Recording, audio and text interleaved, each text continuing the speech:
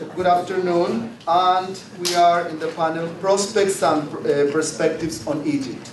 We will start first with Yossef from New York University. The title of his talk is Israel and Post-Mubarak Egypt, Perils of Historical Analogy. Well, thank you, Mr. Chairman. It's a pleasure to be here. And my talk today is about, as has been in the last sessions, about the prospects for post-Mubarak Egypt. I'm going to focus on Israel and how the Netanyahu government is perceiving the revolution and afterwards in Egypt. It has been long since the beginning of the revolution in Egypt that the Netanyahu government has been employing the Iranian analogy, i.e. democracy seeking uprising that is usurped later on by Islamists who came to enforce a theocracy and be anti-West and anti-Israel. Most of the time, political leaders turn to historical experience to guide their own policies.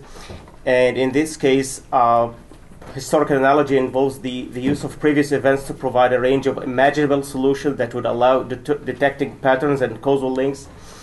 Most of the time, these past events involves wars, revolutions, and other experiences of generational effects. In the United States, it's widely accepted that the Munich analogy, the fact that Hitler used his power to wage aggression against the European countries in the late 30s and early and 40s, was used later by the President of the United States to intervene in other places, just not to repeat the experience of Hitler, as happened in Korea, in Vietnam, and also later on with Iraq in 1991, and later with the invasion in 2003.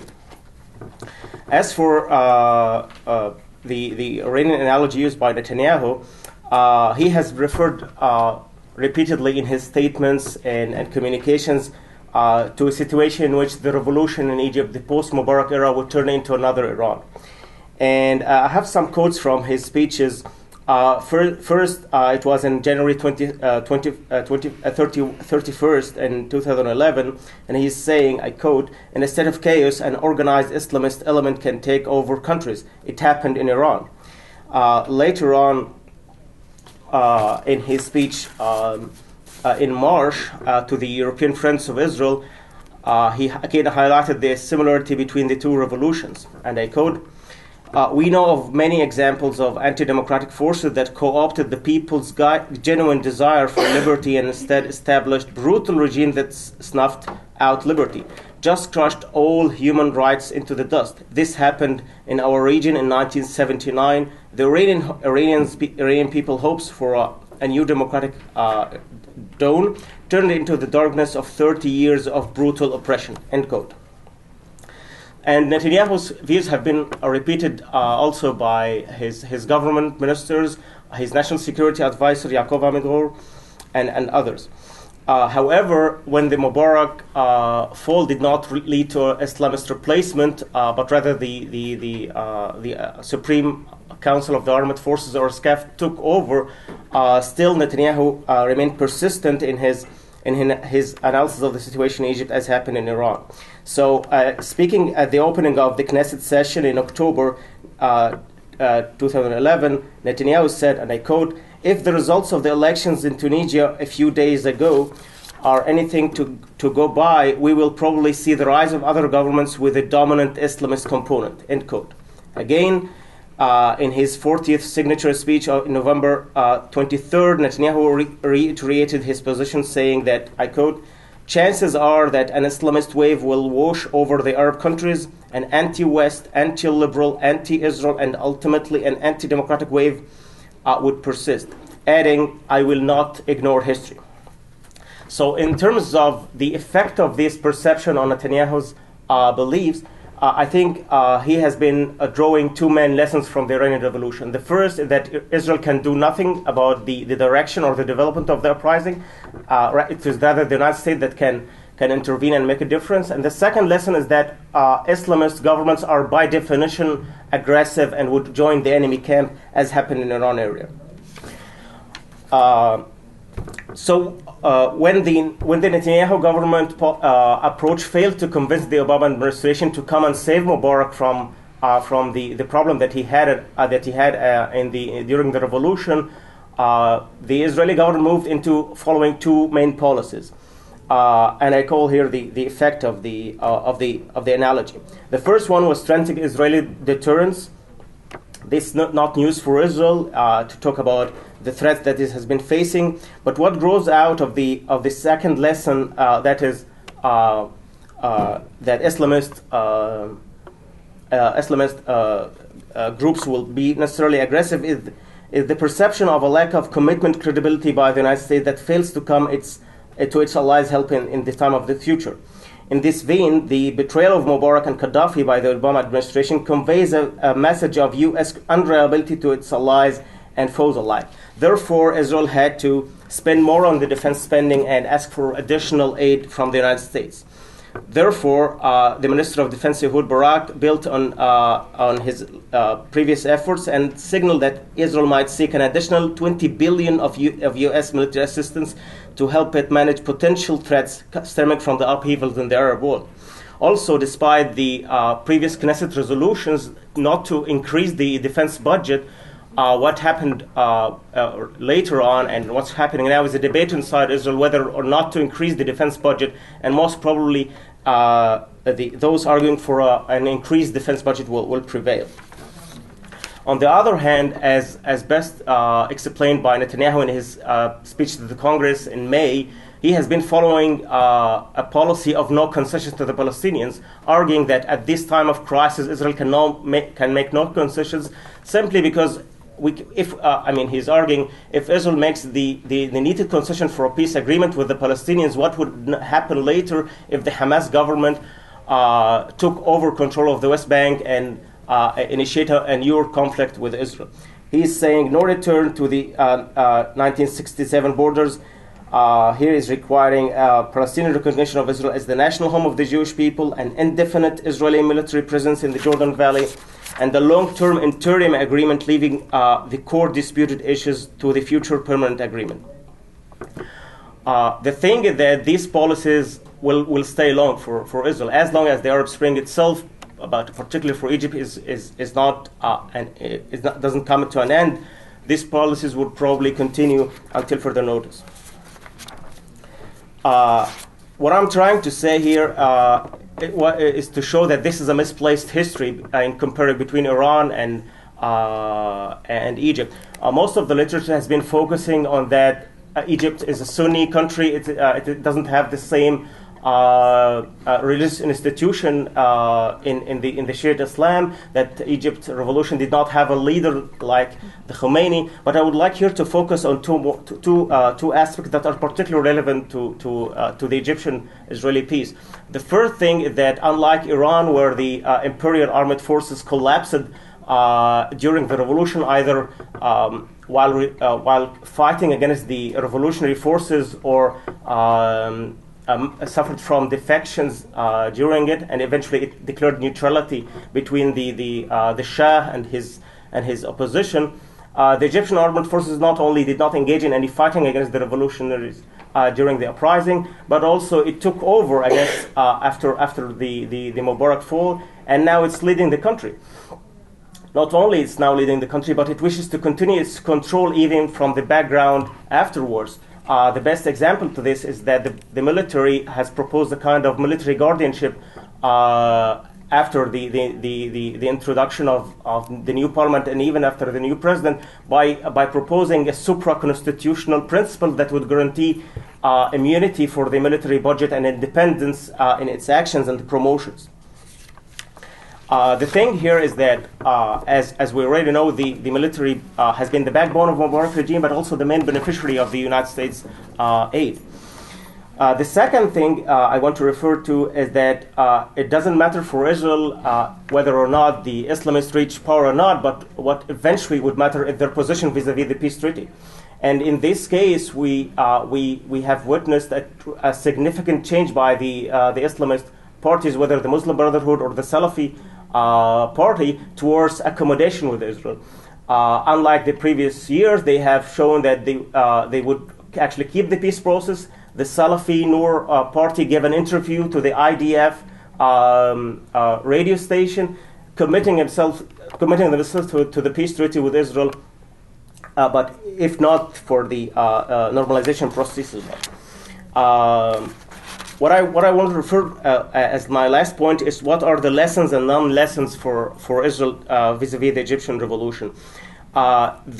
The lesson that Israel can do nothing about the Egyptian revolution is completely misleading. While the United States, though I don't believe so, can pull out of the region, Israel cannot afford to do so. But at the same time, it has a lot to do. Not only by using its influence in Washington and other world capital to support the economic assistance needed for Egypt to democratize, but also it can do a lot vis-a-vis the Palestinian conflict, which is perceived as the main cause of animosity towards Israel within the Egyptian public. The second thing is that these talks about the increasing defense budget, more arms for Israel, and these days plans for attacking Iran could only empower the Islamist parties in Egypt, as they would eventually, if they cannot successfully bring real change to the Egyptian economy, they could use these policies vis-a-vis the Palestinians and also a potential attack against Iran as a traditional diversionary conflict vis-a-vis Israel. So, in a sense, what is Netanyahu is doing with his Iranian analogy is that he is empowering the enemies of creating more enemies for Israel in the neighborhood. Thank you so much. We know that the relation between Israel and Egypt, it's from Sadat time. From Sadat until now, why we do not recognize a project in the city borders between Egypt and Israel? Recognize a project on city borders? I mean, you mean like on the Egyptian-Israeli border? Yeah. I mean, development project? Developing a project to build a good relationship between the two states once they sign agreement for peace. Well, it depends. Either in the Mubarak regime or afterwards, the Egyptian public has been critical of normalization process with Israel. As you already know, the gas export line going from Egypt to Israel and Jordan has been subject to several bombings since the uprising. And it only indicates how much normalization is not popular in Egypt. So we can imagine that in such a case where we have Egypt and Israel have a collaborative development project on the border, they could also be criticized as kind of delivering the peace dividend to Israel before having a serious agreement with the Palestinians. I'm not sure whether Israel would be interested in this this kind of project or not, but certainly the Egyptian government, as particularly after the Mubarak regime, would be less oriented towards greater cooperation with Israel. And in this regard, as I said in my presentation, there are two different things. When it comes to security, when it comes to maintaining the peace treaty, either the Muslim Brotherhood or the military are completely committed to this. But when it comes to normalization, there is less attraction to do so for the critical reaction that it would produce from the public. Please, another question. Yes, sir. Thank you for your talk. You focused on Netanyahu, and I consider Netanyahu government as a far right-wing government. Now, let's assume that there is another party leading Israel, either the Labour or Kadima or all of these other parties. Do you think it would change their attitude toward Egypt? Or they would have the same kind of attitude? Hopefully, but what I didn't mention in the presentation for the time limits is that not only Netanyahu is having this perception of Egypt as analogical to Iran, but also several antitheses of Netanyahu inside Israel. Shimon Peres, Shlomo Ben Ami, Yossi Bilan, those who are the people who brought about the Oslo process with the Palestinians, are the same guys who have been referring repeatedly also to the Iranian analogy, fearing that the Mubarak autocracy could be replaced with a theocracy by the Islamists. So hopefully things will change as Israel recognizes the dangers entailed in these current policies. But I assume that others in Israel, apart from the right wing, also assume the same analogy. Any other questions for first speaker?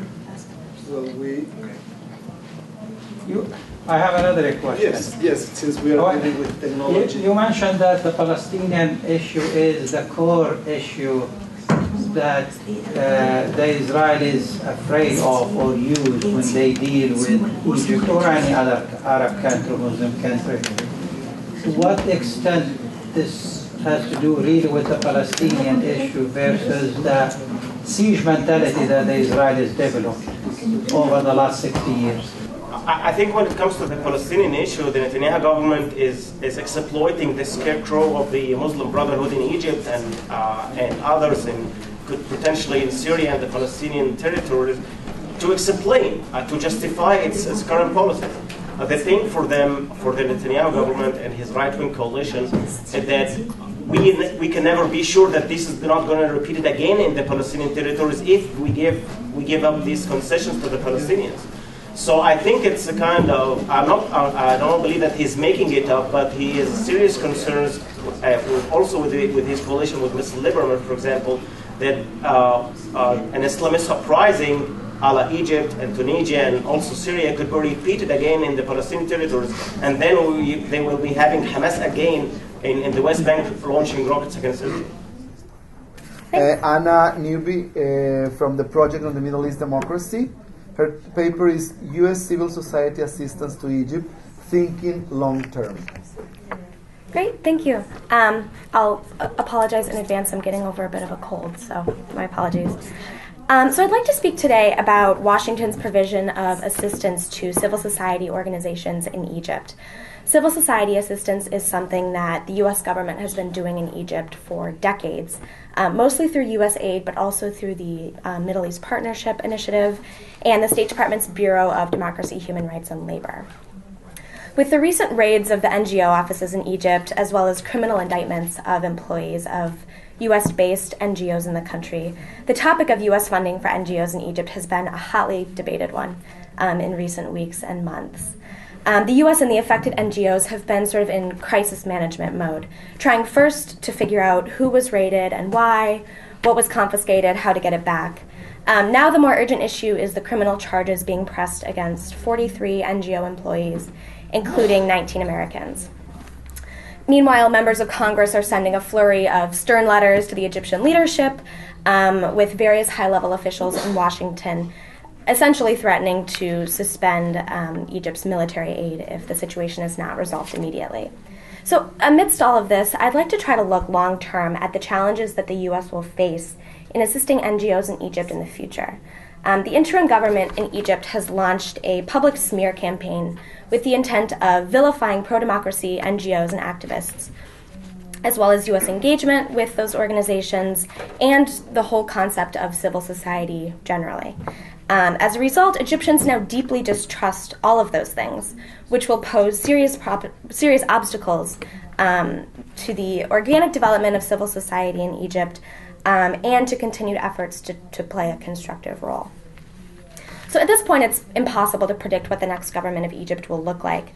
However it's comprised, though, its policies will almost certainly be colored by the widespread distrust in the Egyptian public of U.S. civil society assistance, even though it's something that the U.S. has done publicly for years. So the U.S. really needs to think seriously about how it's going to operate in this environment down the road.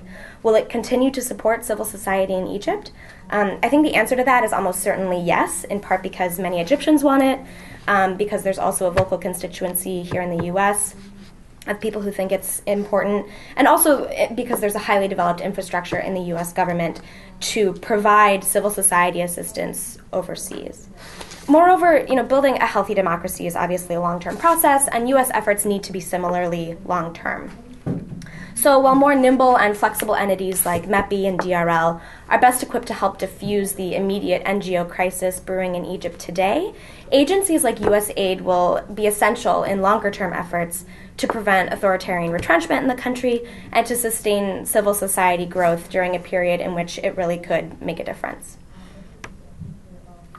Excuse me.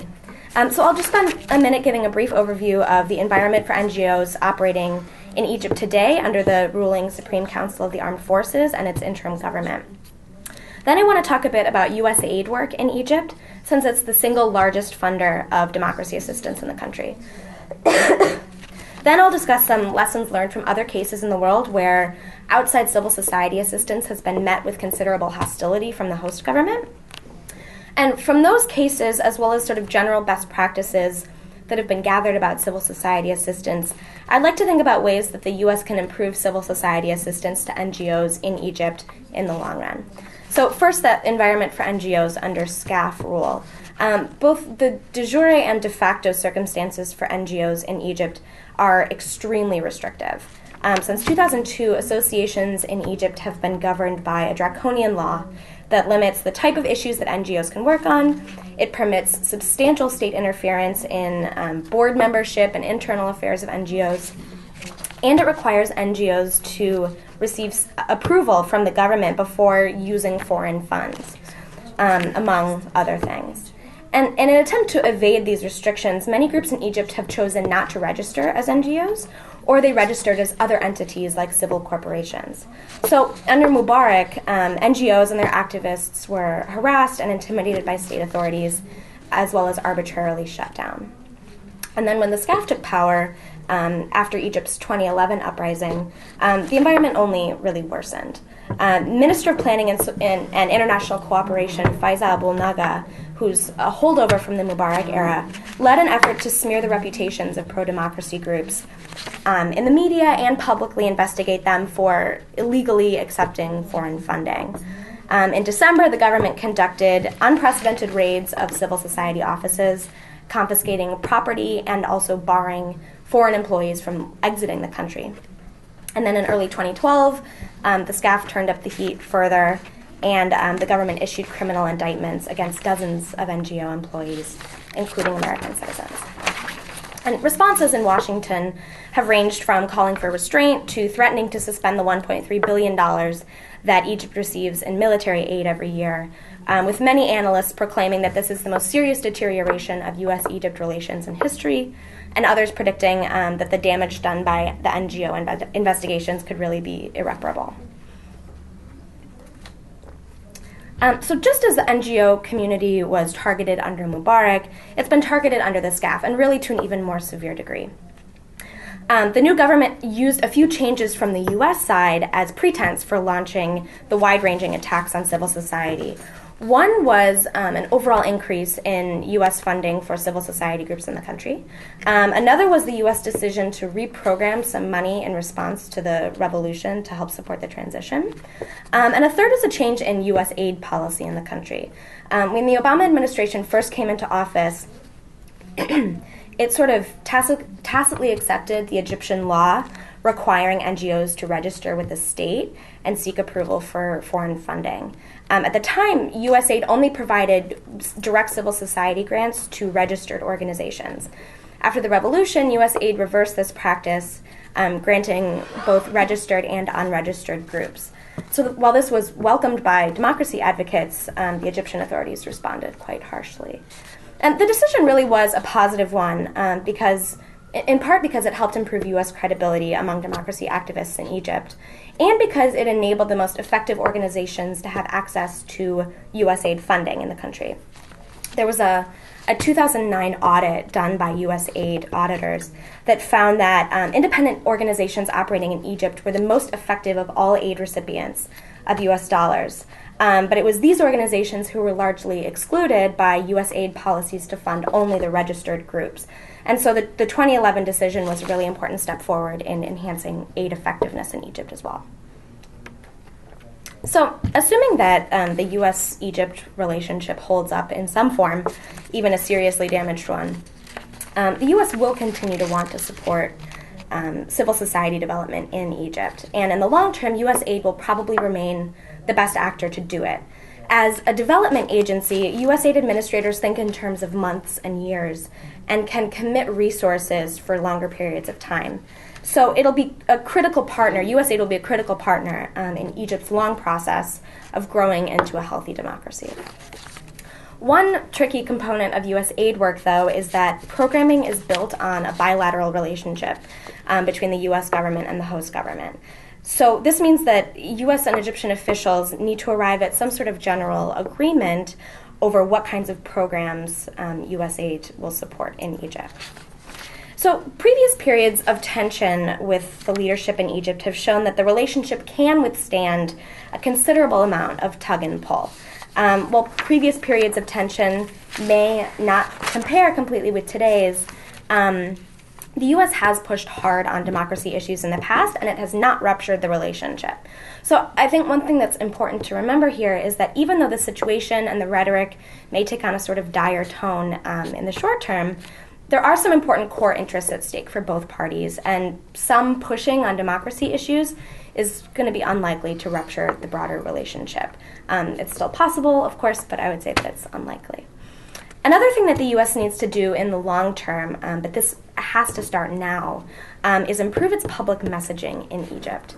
The SCAF and the interim government have completely mischaracterized U.S. involvement in the country through official statements and through the state media.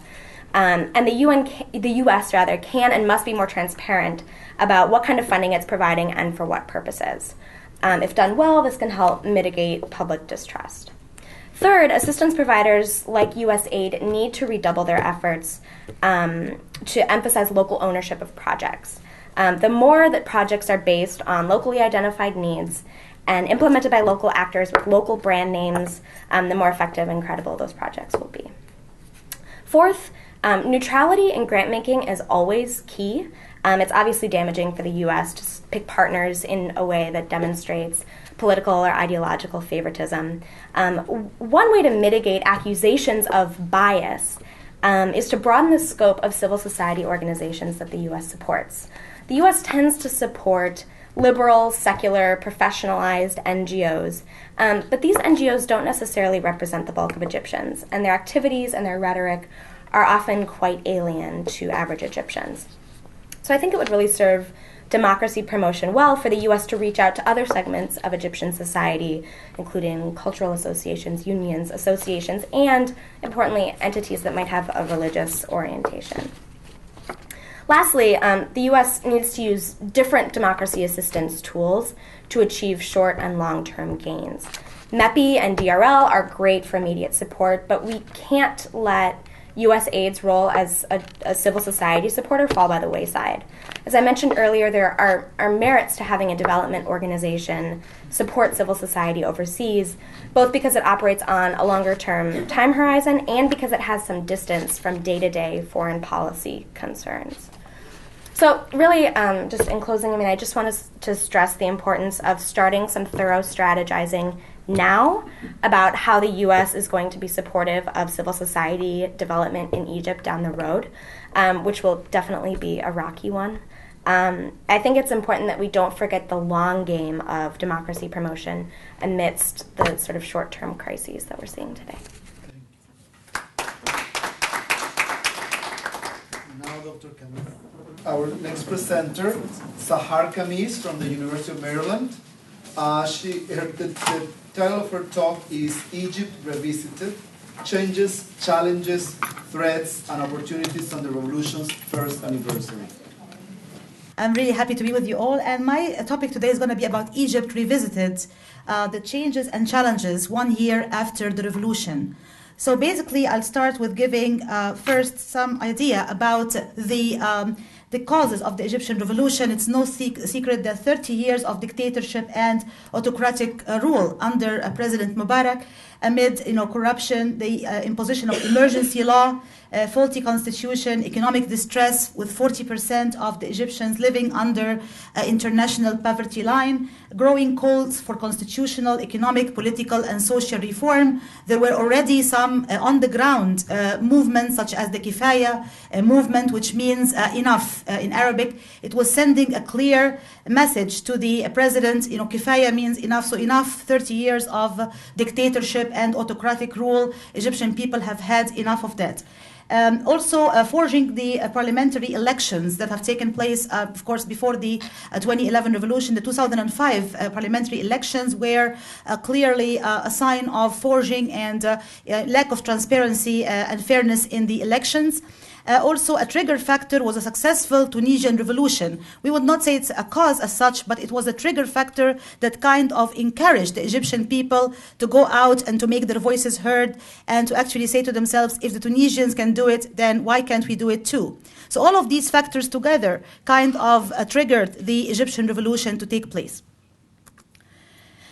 The characteristics of the Egyptian revolution, it really charged the Egyptian people with a new sense of positivity, empowerment, a sense of national pride, determination, and solidarity. I know all Egyptians were very proud, including myself. I'm a citizen of Egypt, and proudly so. We're all very proud of the revolution when it took place and full of energy and enthusiasm. It was a peaceful, youthful, grassroots revolution that really came from across the board, meaning it involved all the different segments of the Egyptian society, young and old, Muslims, Christians, men, women, different religious, political, and social groups. It cannot be really, credited or given to just one particular group the credit for the revolution. Everybody can take credit for it. A unique leaderless revolution that did not have, as our colleague here was saying, it did not have like one particular religious or political leader who can really take credit for it. Unity between Muslims and Coptic Christians was a very eminent factor, very clearly distinct factor in the revolution, joining hands, being together in the heart of Tahrir Square in the middle of the revolution, showing some sign of unique solidarity. Significant role of women, and a lot of our panels today and panelists talked about the role of women in the Arab Spring and what kind of prominent role they had in political activism during the Arab Spring. A new era of social and economic and democratic reform. Many people, most significantly President Obama said Egypt will not go back to where it was before January 25, 2011. In other words, there is no turning back to the state that the country was in before the January 25, 2011 revolution. And being a communication scholar, I teach in the Department of Communication at the University of Maryland, College Park. I cannot ignore the role of the social media, or the very important role that media really played in the midst of the Egyptian revolution. They acted as catalysts that paved the way for a democratic transition in the country. They were platforms for self-expression, channels for communication and organization between the different activists and protesters, bridge builders between the young activists and their followers, between the virtual world and the real world, so to speak, the virtual world online and the actual world on the ground. Avenues for civic engagement and popular participation. In other words, many communication scholars will tell you that a lot of these media were used before revolutions as safety valves, ways for people to vent their anger or resentment or frustration. But what was really being said in opposition media or opposition papers was not actually reflected in the political arena, with many Egyptians being politically apathetic and not really willing to take part in the political participation process. Now they change from safety valves to mobilization tools.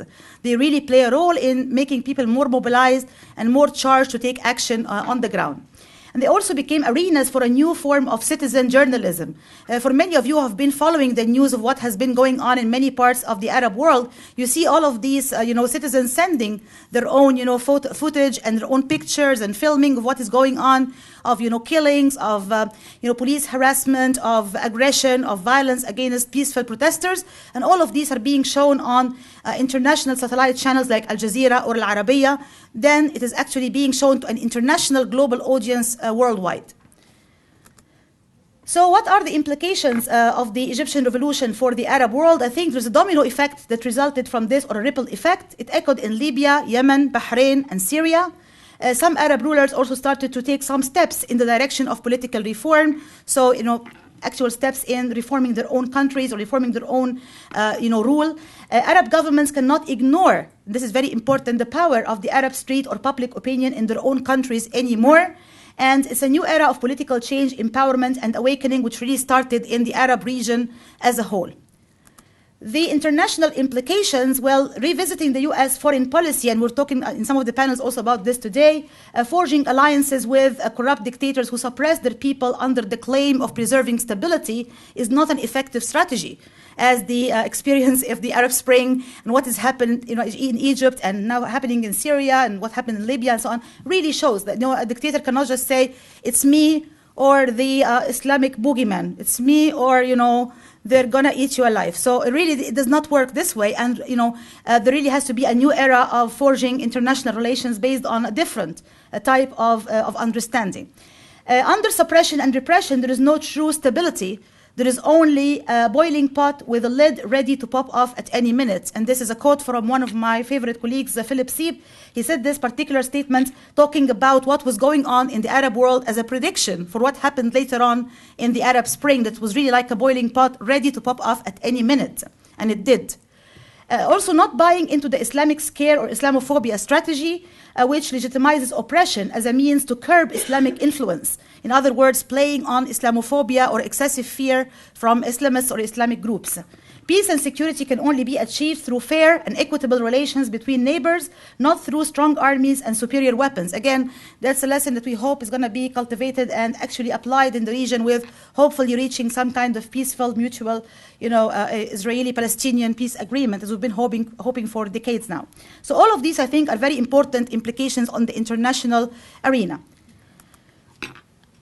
We had, as Egyptians, very great expectations for Egypt after Mubarak. And I always had this very high sense of upbeat, optimistic, spirit, like, we did it, we made it, now everything is going to change after the revolution.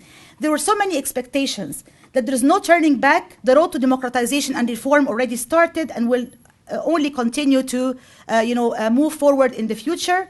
The transition to democratization should be done swiftly but safely. We will see that there are some, hitches and glitches along the way. We'll talk about these in a moment.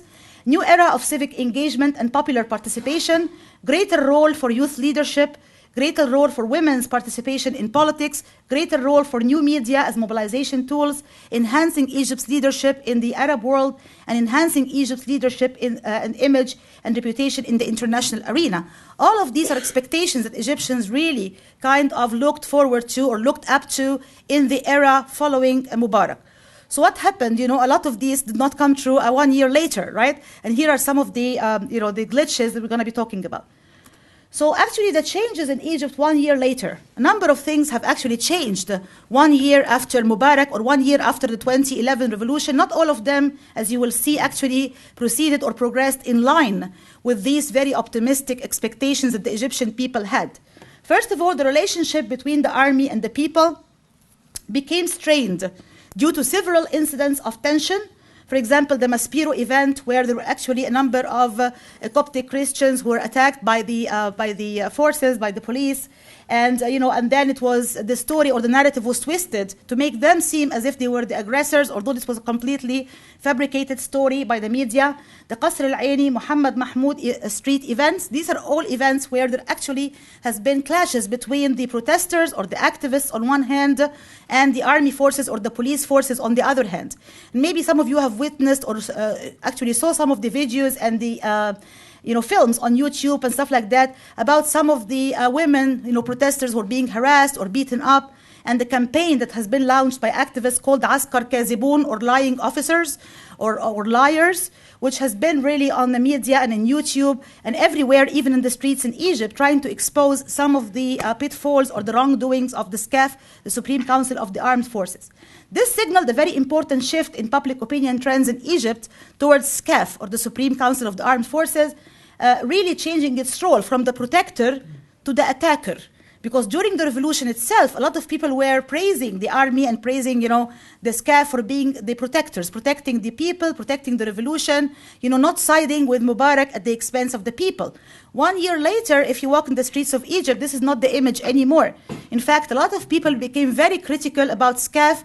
They really wanted to leave power sooner rather than later, and they became very critical of its actions against peaceful protesters. The relationship with the police, of course, became worse. It was bad. It always has been bad, but it only got worse with also a lot of these frictions and tensions between the protesters and the police forces as well. Again, that was another very glaring and very obvious thing. from unity to division. And that's a very important point, because during the revolution, you saw this great moment of solidarity, of unity, everybody joining hands, everybody had one single goal. And they made it very clear, irhal, which means leave. They said it to the president in every possible language and every possible form. This is not the case. 1 year later you see a difference or a division in vision, in goals, in objectives, in tactics and strategies. You have different groups. Every group has its own points of view. Some of them want SCAF to leave now. Some of them want SCAF to leave later. Some of them want an earlier election. Some of them want a deferred election. Some of them want an Islamic government. Some of them want a secular liberal government. So there are so many divisions now that are, really floating at the surface. You did not see that a year later, a year before in Tahrir Square, when everybody had one single unifying moment. The pro-Mubarak also and anti-Mubarak trends. If you have been witnessing the trials for President Mubarak, you will see outside the courtroom there are those who are asking for him to be hanged, asking for the extreme punishment, which is death sentence for him or for his children and his affiliates and associates.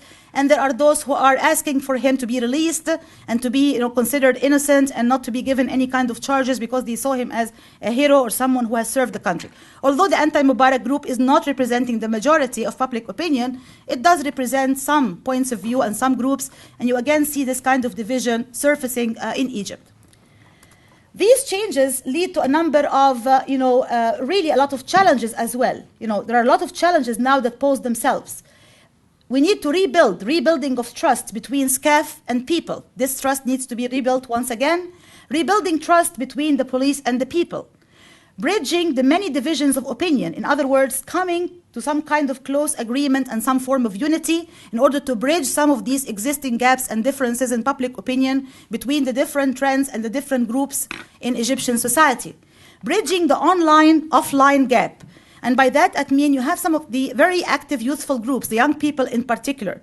They were so articulate and very technologically savvy in terms of using new media, Facebook, Twitter, all of that new media technologies. But they did not have a very strong political presence and organization on the ground.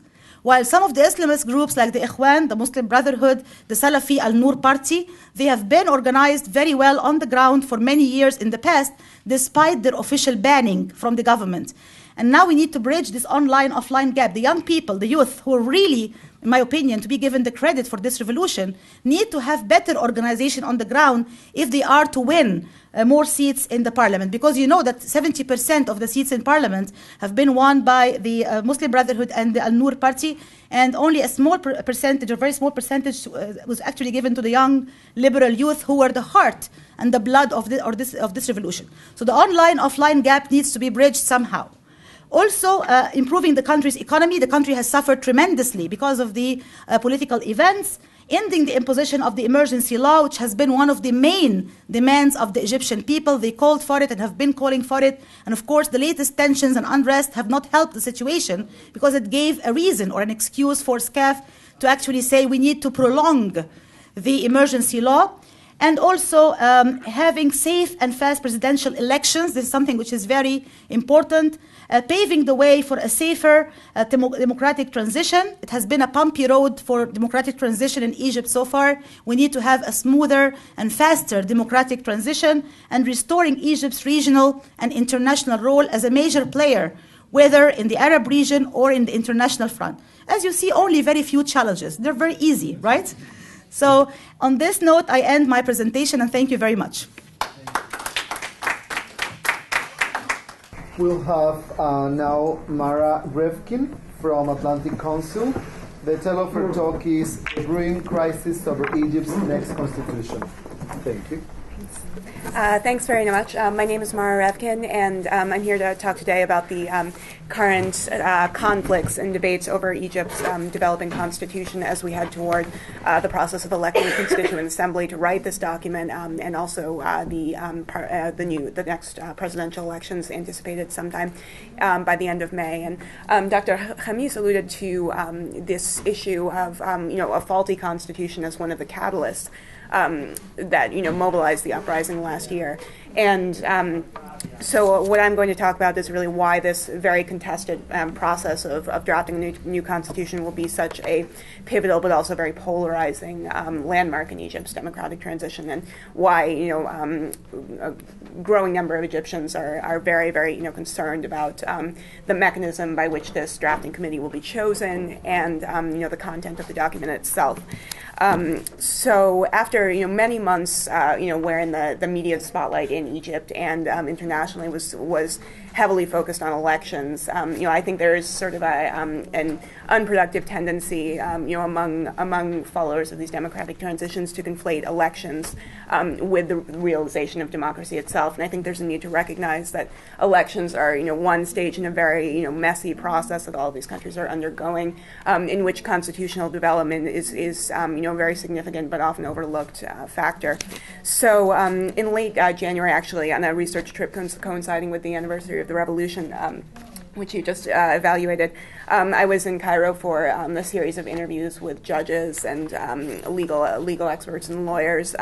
Also, a member of the Supreme Constitutional Court on the different debates and positions over Egypt's constitution, and particularly the controversy over the timeline for drafting the document. Because as my co-panelists have mentioned, the military has come under increasing pressure from street protests and growing criticism to sort of move up the date, expedite the date for presidential elections. Originally they had promised elections by the end of June. Now elections could start as early as May. So that pressure to move up the date for elections has come up against the challenge of forming a constituent assembly as mandated by the interim constitution approved by referendum last year.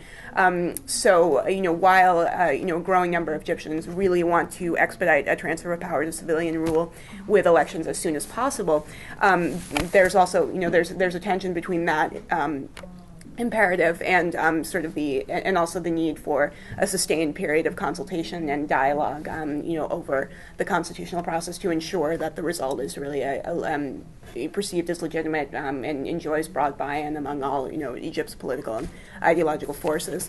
So the military's original, well, first I guess I'll talk a little bit about just what is the significance of this constitutional process and why is it important? Why should we care?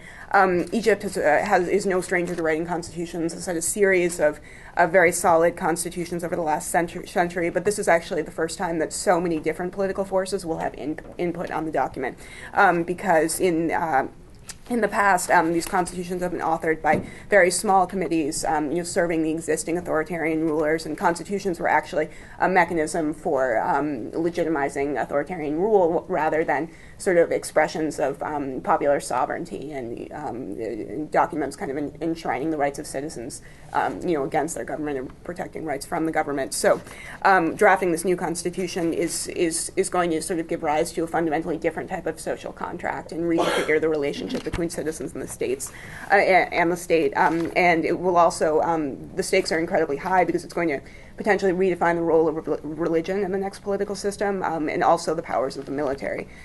Which the military has been flexing its muscles over the course of this transition and showing aspirations for sort of greater and more formally codified powers and privileges in the new system. So the military's original plan that they've been pushing for months in this transitional sequence was to draft the new constitution before the presidential election, purportedly because that would solve the problem of electing a president without constitutionally defined limits on powers. And so the idea was to sort of create a legal framework to define and limit executive authority before the election.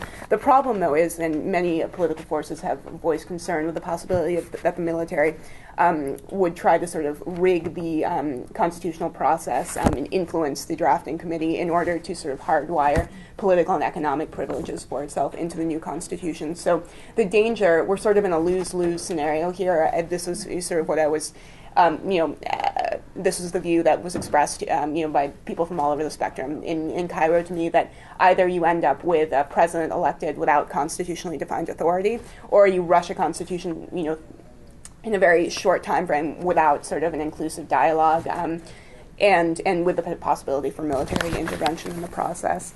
So where we stand now as far as the procedures for writing this constitution, there are a lot of concerns about just lack of transparency surrounding the process, because in addition to the vague timeline, no one actually knows if the constitution were to be written before the presidential election. It would need to happen just in a few weeks between the first session of the when the upper and lower houses of parliament both convene in March, and probably the opening of the presidential nomination period later in March. So it's a very compressed timeline. There's also a lack of clarity surrounding the criteria for selecting the 100 members of the Constituent Assembly. The Freedom and Justice Party, which holds nearly 50% of seats in Parliament, is certainly going to have a large say in defining what those criteria are. And earlier this week, it was revealed that the Freedom and Justice Party, the Muslim Brotherhood's official political wing, is on the verge of issuing a draft bill that will outline criteria for selecting the members. So in a few days, we'll know a little bit more about the type of people who will be sitting on this committee. And Mohamed Morsi, the chairman of the party, has said that this draft proposal will hold that 40% of the members of the committee should be members of parliament, 30 members will be elected by parliament, and 30 members will be elected from outside. So there's still not a lot of certainty about what that means. But political or liberal, secular, and Islamist forces political parties have already come down on very different sides of this issue as far as the composition of the committee, because obviously a committee that gives a high proportion of seats to current members of parliament could favor the Muslim Brotherhood and the Salafi Noor Party in membership. So liberal parties, the Egyptian Social Democratic Party, and also the WAFT Party have already recommended that the threshold for parliamentarians be lowered to sort of prevent sort of excessive Islamist influence over the composition of that committee. Of course, the Freedom and Justice Party and other Islamists in Parliament are arguing that this was, fair democratic election, and that the Constituent Assembly needs to be representative of the forces chosen by the Egyptian people. So let's see. There is also. I'll just also share some observations. I mean, the most contentious issues in this debate right now are over the timeline for drafting the Constitution, whether it's before or after the presidential election. It's looking more and more like, every day that goes on here, it's not logistically feasible to draft the Constitution before the presidential election. It would also be potentially, polarizing to a really explosive extent, I think, because it will force these, dialogues and consultations over the core principles of the Constitution into a very compressed period that won't allow consensus building. There is also, even though political forces disagree on, the role of religion or the distribution of powers between the branches of government in the next system, there is sort of clear consensus on one issue, and that is preventing military intervention in the drafting process. So one thing I noticed when I was in Cairo, immediately when I was in the square for a protest commemorating the anniversary, was the presence of banners declaring, no constitution under military rule, la dastur taht hikam al-askar. So there is growing public awareness also of the need to preempt military interference with the process. And evidence, even though the military, I think, is becoming increasingly aware of opposition to any attempts to sort of hardwire a role for the military in the new system. They've been very committed to codifying a role for themselves for quite a while now, and I don't think they're going to stop easily. So this became very evident publicly in November 2011 when the military issued these draft super-constitutional principles to guide the process of writing the Constitution. And certainly the military has a lot at stake here. The military's economic empire and their business holdings are estimated to count for anywhere between 15 and 40% of Egypt's economy. So granting themselves a role in the Constitution, shielding their budget from oversight, and protecting a privileged role for all of these commercial establishments they own would certainly be beneficial to them. So as far as just wrapping up here, as far as an exit strategy to this dilemma, I think we are at a very polarizing juncture in the transition here. Several judges and political leaders with whom I met in Cairo recommended that we treat the next elected president and parliament as provisional temporary bodies, and then see the Constitution drafted over a more protracted 2-year period, and then simply run elections again after you've had sufficient period to to draft a constitution that is truly viewed as legitimate and representative of all viewpoints. So I'll just end there, I think, and then. Thank you so much. We have questions for a couple of time for a couple of questions. One, the gentleman there, and then. Hi, I run a global studies center at my university in Indianapolis, and we hosted a public conversation on Egypt after Mubarak. 1 year ago, we did it right after he left, and then we did it again last week. And one of the things that was very striking about it was a year ago, the incredible optimism of everybody speaking. And basically, a lot of the people from the Indianapolis Egyptian community were there, and other people as well. Last week, it was very pessimistic about the future of Egypt. It was very interesting, the difference. I have a question I think is sort of addressed to all of you. One of the points that was made by one of the speakers is he's a Orthodox priest from Alexandria who runs the largest Middle Eastern church in Indianapolis. And he was very pessimistic, and he was talking about the plight of Coptic Christians and other Christians in Egypt. And according to his figures, he said about 100,000 Christians were leaving Egypt every month. And there was this exodus taking place. And it led to a lot of very intense discussion among other Egyptians in the audience about whether that was true. And he was talking about churches being burned and some of the stuff that you mentioned as well.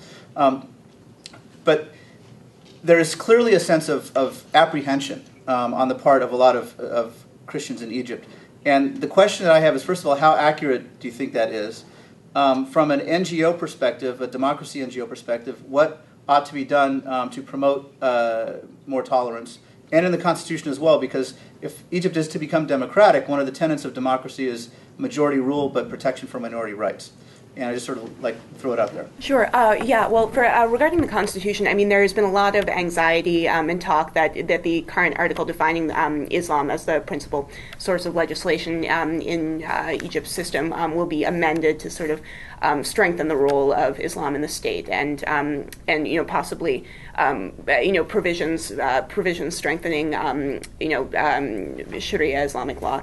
I don't think that's a realistic concern, actually, because I think most parties across the spectrum, Islamist as well as secular, recognize that the only way to sort of produce a constitution that has consensus buy-in is to preserve the current formulation, or preserve basically word for word the current text of Article 2, because it's the only formula that is broadly acceptable. And I think there is I think the question always is going to be in the interpretation and implementation of that article by Egypt's next leaders. So I think, of course, there's the possibility that if we see a strengthened parliament, parliament with greater power vis-a-vis the executive branch, there could be a tendency in an Islamist-dominated government to implement that clause differently. Certainly, the way it was interpreted under Mubarak's rule, it did, allow for the protection of minority rights, and I don't think there's any reason to expect that it would be interpreted to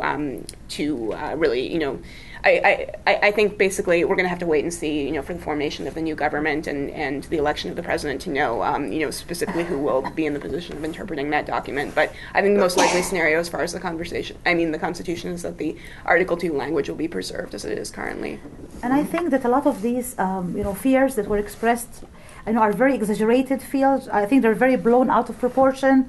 I think that in some of the incidents that happened that really had, some, Coptic Christians as victims were incidents that were not by fellow Muslims, but were by infiltrators or those who were pro-Mubarak or those who were, thugs of the regime. And a lot of Muslims went out in solidarity protests to really kind of rally with their, Coptic Christian sisters and brothers and say, we are against violence, we're against killings, we're against bloodshed, whether it's against a Muslim or against a Christian. So the majority of Egyptians are for protection of Coptic Christians' rights, and they are in solidarity with them, and they're against the use of violence, whether by SCAF or by the police. So I think a lot of these fears are blown out of proportion and really exaggerated, and I don't think that there's going to be any suppression, so to speak, as my colleague here is saying, under any different interpretation of law or constitution. I don't think this is true.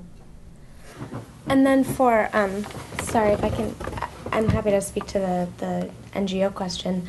I think that there's, in terms of U.S. assistance to civil society in Egypt, I think there's certainly a role for the U.S. to play a positive role in promoting sort of interfaith tolerance. And one of the things that I mentioned is the importance of the U.S. broadening the scope of organizations that it's supporting. And, U.S. assistance for civil society in Egypt isn't just meant to support organizations that are focusing on democracy issues, election monitoring, things like that. Like the purpose of civil society development and civil society assistance from the U.S. point of view is that civil society growth and diversification in and of itself is a good thing for democracy. And so that can also mean that the U.S. could be helping, could be granting funds to Coptic organizations, and granted, if it's doing that, it needs to be doing it equally with Muslim organizations as well. But I think that that's definitely an important piece of broadening the scope of the types of grants that the U.S. is giving to civil society organizations in the country. The last question, please. I'm interested in what Egypt's role in the Middle East will be after we do have a stable government. Traditionally, whether it's been through Al-Azhar and our Islamic interpretations and education, or we're the country with the most noble of nobles of any Middle Eastern country. We have strong scientific research and research in other areas as well. But recently, Qatar and a couple of other Arab countries have offered money to our leading scholars and researchers to leave Masr, to leave Egypt and return to and come to their countries to conduct research, because currently there may not be the opportunities or stability to continue their work. But Egyptians have also traditionally been very nationalistic, and so a lot of scholars have refused these offers and have chosen to stay in Egypt. But some have accepted it. So do we fear a brain drain of our resources, or? The brain drain did not just start recently. Unfortunately, it's been going on for years and years and years, and that's because of the overall political and economic situation in the country. Unfortunately, did not encourage scientific research and academic research. So a lot of researchers, despite their nationalistic sentiments, felt that they would be better off producing their research and writing and so on abroad, and then hopefully it's going to trickle down to to Egypt somehow. But I think that hopefully when we see a safer, smoother transition to a more stable government, hopefully in the near future or the not so far future, hopefully that's going to encourage a lot of these immigrating scientists or scholars or writers to actually return back to their home country and to kind of help in the development of their own nation academically, and taking into account Egypt's role, right? Its cultural impact in the region, its history, its political leadership in the region. It's a country which has a very big impact on the whole region and the whole Arab world. So I think that definitely, if we see a more stable, democratic, government, that's going to attract a lot of these brains and stop this kind of brain drain, and hopefully that is going to impact the whole region positively as well. Maybe some of my colleagues want to comment on this too, or maybe. Right, I would agree that the pace of brain drain has certainly accelerated since the revolution, but I think there are signs that Egypt is taking steps to sort of restabilize the economy in ways that would attract foreign investment again. I think Egypt is wisely resuming negotiations over the IMF loan, this multi-billion-dollar loan that Egypt turned down last June, and I think accepting the loan would send a signal to Egyptian expatriates abroad, possibly as well as investors to return and sort of invest in developing institutions that can capture all of these young college graduates who are graduating now without job opportunities.